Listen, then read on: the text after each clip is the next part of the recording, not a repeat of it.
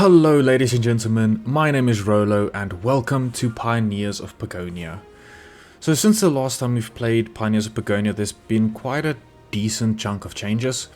A lot of them revolving around the economy of the game and how you set up your starter base and then progress through the game into the later stages.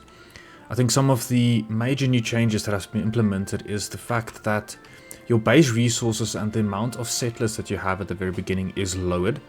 I think the settings that I've set up for this particular playthrough is 50, and yeah, the way that they gather the basic resources have changed. As you can see that all 50 of them are now busy running around and getting some berries, picking up wood. So yeah, it's just for you to then basically start up your early phases of your little settlement. So it does take a little bit longer than usual, so yeah, I think it's going to be an interesting playthrough, and I really hope you guys enjoy it. If you do like this type of content, please consider liking and subscribing, and yeah, let's jump into it. So for this particular playthrough, I am playing on the advanced difficulty, just to give it a little bit of a challenge to us, and it does include all of the enemy variants, so we'll need to properly plan out and properly play our base area to be properly set up before we really encounter them and try to approach them in different ways, as they can become a little bit difficult, especially when you get to the newer enemies. So that also includes the magic update. So it was first the magic update, which I did a video about quite a while ago, and then the economy update, which we are at now.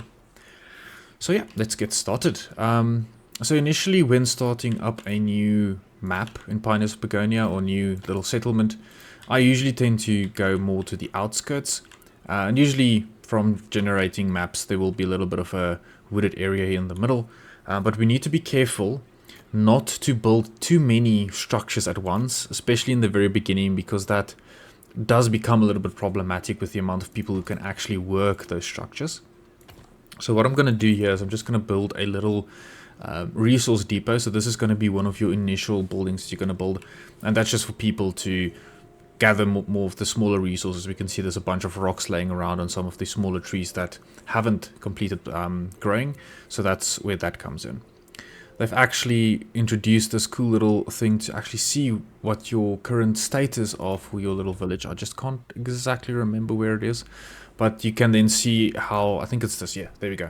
Show you your settlement progression, where to go to, what to build next, which is kind of cool because now you can't just build anything whenever you want.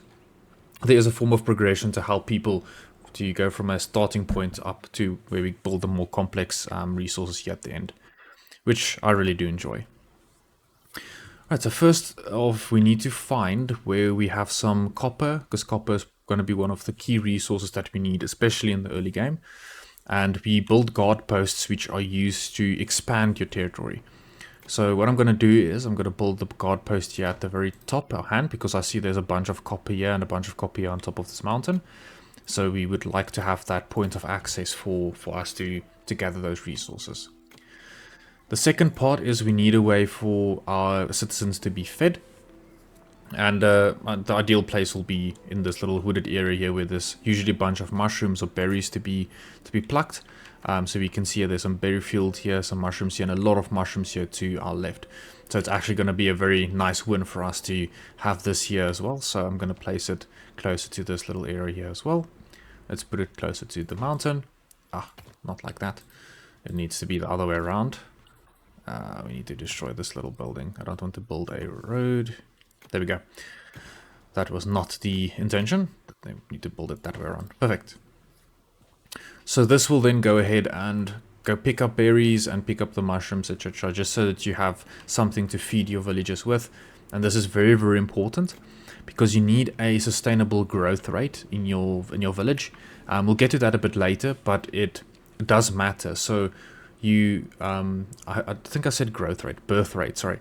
You need a certain level of birth rate for your village to grow.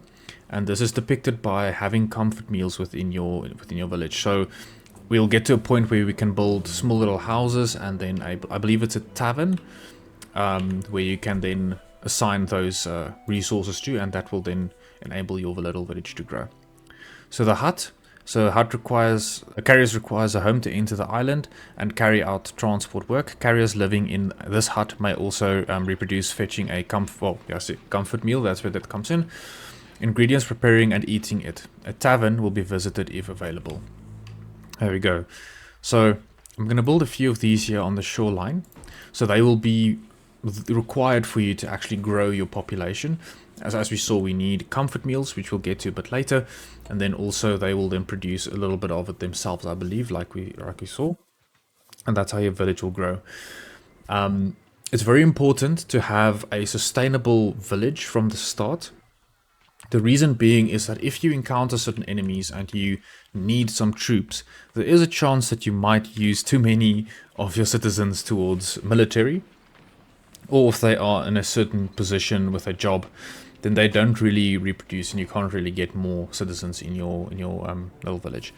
I have run into that issue in the past, but I do believe they did make some updates to that as well to prevent that exact thing from happening, because it can be a bit frustrating if that happens. But I tend to just plan around quite well around it, because then you can also build a strong military around that. So the next thing we'll really need is a workshop, and this is to build the basic tools that you'll require. So you'll see each building that you build will have a requirement of a certain group of tools, and that group of tools will then be used to prevent, or to give your miners and your woodcutters and your fishermen, to give them the needed tools to do their job, because you need those tools to be assigned to a transporter, and then they will convert to either woodcutter or miner, etc. And that's how you then grow. So we'll start off with one little workshop there, and then we also need to assign a village hall. So the village hall will then train your pioneers, your builders, and essential military units that you'll need to use. So I think I'm gonna try and build it here into a centralized little area that we got here. Perfect. Now you'll see these areas here that seems a little bit difficult to grow any greenery on. So usually these things will have some nodes, and these nodes can then be mined with larger miners that we'll get to, but that will happen in a little bit, because there is a requirement that we need to gather some copper, etc. to progress. So what I'm going to do is I'm going to let this build on for a little bit, and then we'll be back as soon as we have some of these basic buildings built, and then we can see what we need to do next to make sure that we have a proper, decent, basic economy set up for us to flourish in the future. Alright, now that our basic buildings have been built, we now have the ability to assign some guards. So we can see here within the village hall, we are now able to increase the amount of guards that we have by a certain amount. We also have the ability here to change the way that they are trained. So you can either stockpile them to a target amount. So this means they will continually train until they get to that targeted amount. So if you lose units, they will automatically be recreated. But I wouldn't suggest that, especially in the beginning of the game. So what we'll do is we'll assign 5 guards, because at the workshop I have created about 5 spears. But in this case they will stockpile to 5, and that will keep them to that amount. So we can create guards whenever we see fit. So what the guards will do is they will be trained and move towards the guard post. And from the guard post, they will then be able to use stone that's assigned to them. And then from using the stone, they can then expand our territory accordingly. So, which is quite cool. So that's why I built them here, and that's in order for us to get the needed copper here that we can see. So they will then slowly but surely expand upwards for us to then get the needed copper. Perfect. Our little resource depot has completed. So now we can see we have got that little achievement done. So now we can see that we have obtained copper. We can access new tools and new buildings, which is perfectly awesome. So we can see with the indication of the star, we have some access to new buildings. And it seems like we're going to get into the woodcutting portion of it and starting to create a little bit more complex materials, but not that complicated. It's still quite simple. So what I would usually like to do is to build my forestry area in a way that you don't destroy the entire forest. It's not always the easiest thing to do, but I usually try to, because there are some wildlife living within the forests, and if you cut down the entire forest, I do believe most of the wildlife will disappear. So I'm going to start to try and build it here to the lower end of the forest, just for in case, because we are going to expand up a little bit. We're also going to build a forester, which will help us to grow that quite a decent bit. So you do have access to the hunting lodge as well. So we can see we have a bunch of rabbits around, so we will definitely make use of the hunting lodge quite a lot. So I'm going to put it right next to the forest, and then just complete the path here. So this little gathering hut here, we'll probably remove, or resource depot, we will remove it in due time, and then we'll expand our little central marketing area here. That's kind of the idea that I want to get to. And then also we have the ability to get some fish. So fish is also a very nice resource to get, as having a variety of food sources is also very, very good, especially if you want to create comfort meals, which is the thing that we'll get to most likely in the next episode. The other thing that you can build is a weaving shed. So it will use flax, and it will create cloth and ropes. So cloth and ropes are also very, very essential resources, especially when it comes to fishing rods, and then also the armor clothes that you want to produce for your military units. So that is definitely something that we will start to build soon. I just don't think, I know the gathering hut can pick up flax, but I don't think we really have flax at this moment that we can make use of. So I'm just going to put that aside for now. One building that we really, really need is the wood workshop. So since this little area here, I'm going to try and dedicate this area here to the right, specifically for wood. I'm going to create some wood workshops maybe here down at the bottom, as we should be able to fit in at least 2 of them. There we go. And then the wood workshop, as we can see, it will allow us to build some bows, fishing rods, torches, wooden rods, shields, etc. And those are some of the core items that you'll need for, like we said, for hunting. So your hunters, and then your fishermen. Torches will be used for your rangers. The wooden rods is one of the entry-level items for your mages, I believe. And then the wooden shield for your soldiers. So they do produce some of the very initial basic items that we do need in order for us to push the little civilization forward. So you can see that we don't have any staff for a fisherman. Since the way that we've configured it, we don't really have all of those resources. We basically just have, I believe, pioneers, which is the main initial person that basically, it's a general unit, it does everything. So we don't really have the ability to produce any of the other stuff just yet. So we'll get to that. So our woodcutter's hut should now start getting some softwood, because we need to get some softwood chunks, which is one of the requirements, and then also to get the cloth.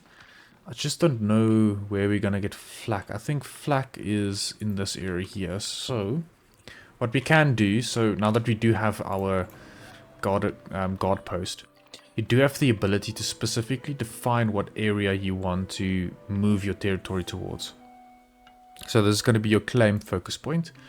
So I'm going to move our claim focus point here to the top, because we need that flag for the initial quest that we need to get to, as well as it's like a core building material. So now that we've discovered the flag, we can actually go ahead and build our weaving shed. I would suggest building at least 2 of them for the start. They are going to start off very slow, but they are very, very crucial for us to get and to have enough flak. Because, yeah, like I said, you will have the possibility of running out of flak, and then you're going to have a problem of not having enough stronger guards. So we've gained access to softwood trunks. Now we can begin to grow our economy. Yes, we should be able to. But first things first, I don't think I have a gatherings hut very close to here. No. So for now, you'll most likely remove it, but I'm going to build it right over here, just because we have access to this flak now, which is really, really cool to what we need. Awesome. So the next bit is now building a provisioner. So the purpose of the provisioner is for all of your mining units and some of your other working units to actually have food, and they need rations in order to function properly. So it's very, very important to ensure that you have enough rations throughout your village, it's extremely important, because if you don't have it, your city basically comes to a standstill, which is not something that we do want. So I usually try to find the area where we produce the most food, which will most likely be here in the central part of our village. So I'm going to put one provisioner down. Usually you need about 3 to 4, I believe, especially when you get to a larger village. That should be enough for us. So for now, we're going to keep it just to 1, as it's going to pile up as while we are building and expanding our little village. So now that we have the ability to build more of these mining huts, we can now mine the larger copper over here as well. So we will place our copper hut down next to it, and then just connect the path accordingly. So one of the things that we will need to start looking at is for stone. Stone is one of the most important and most used resource within Pioneers of Pagonia, and it's very important that you have enough stone, because stone is also used to expand your territory. So we have found a little bit of stone here at the top, so I'm going to build our quarry right close to this, and if we expand, we do have access to all of the stone here, because you can see there's this little rock formation here, so there's quite a decent amount of stone that we are going to make use of. And I'm just going to take down this little path here. We are going to modify how these paths look like in the future, but for now that should suffice for us just to get the initial resources that we do require. So the one last thing that I want to do in this episode is having a look at the weavers. So like I said, the weavers are probably one of the more important items that you will require. As you can see that we already have a massive deficit in rope, as a lot of the things that we are building do require it, especially the fishermen. They do require it, and then when we start building more advanced items, the rope is also a very important resource to have. So what we want to do now is that we want to ensure that we can actually hire more weavers, and that's where this little building comes in, the workshop.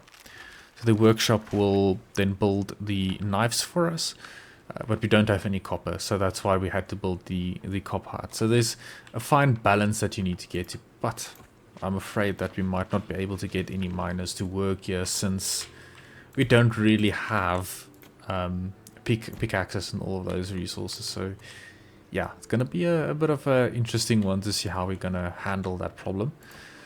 So we'll see once this thing is built. Correct, we can't get any stone. Yeah, this guy mines stones, ores, etc. We can't get any of them here. So a quarrier. So yes, it's going to be a bit of a difficult one to solve. So since we do know that there's a lot of these copper chunks here on top of this little ridge here, we can expand our territory so that it is able to wrap around and allow your units to walk on top of this little ridge. So I think I actually need to move the area that it needs to claim more towards this end here, so that they can focus building going up here, so we can pick up those little copper chunks. But yeah, that is it for the first episode. I do hope you guys enjoyed.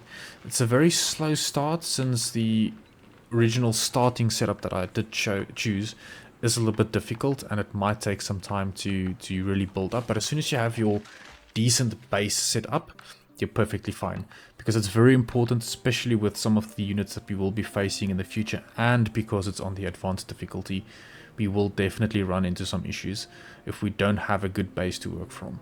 So yeah, I hope you guys enjoyed it, and in the next episode we will fully incorporate copper into our village and make sure that we are able to properly process it, and also set up some processing chains that we do require for a general good setup that we are working towards. So thank you very much for watching, and I'll see you guys in the next one. Cheers.